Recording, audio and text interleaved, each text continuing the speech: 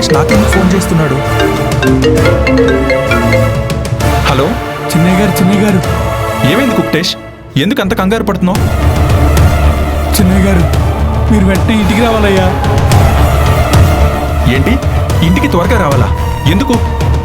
ఏమైంది? ఏమోనయ్యా, ఇక్కడ అందరూ ఏవో మాట్లాడుకుంటారు.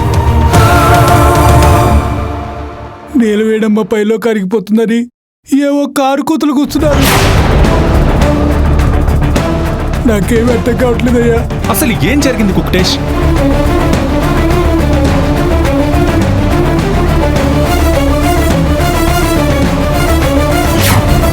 దీని గురించి ఎవ్వరూ ఏం దిగులు పడాల్సిన అవసరం లేదు.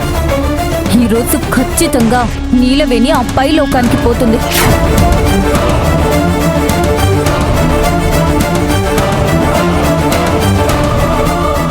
అది చిన్నయ్య జరిగింది. సరే, నేను వెంటనే బయలుదేరుతున్నాను.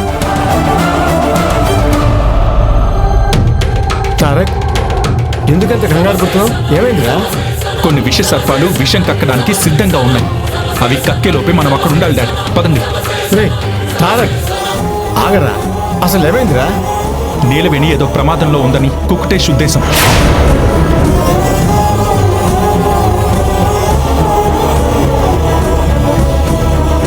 కుక్టేష్ అనుకున్నది జరగకుండా ఉండాలంటే మనం వెంటనే ఇంటికి వెళ్ళాలి డాడ్.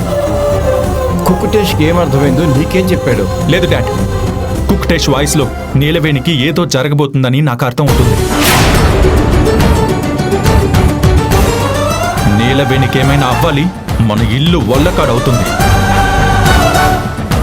బంధాలు బంధుత్వాలు ఏవి చూడను, అయిన వాళ్ళు కాని వాళ్ళని అస్సలు పట్టించుకోను. నీలవేణి ప్రాణానికి ఏమైనా అయితే అక్కడ పోయేది ఒక్క ప్రాణం కాదు, ఎన్ని ప్రాణాలు పోతాయో నేను లెక్క చెప్పలేను.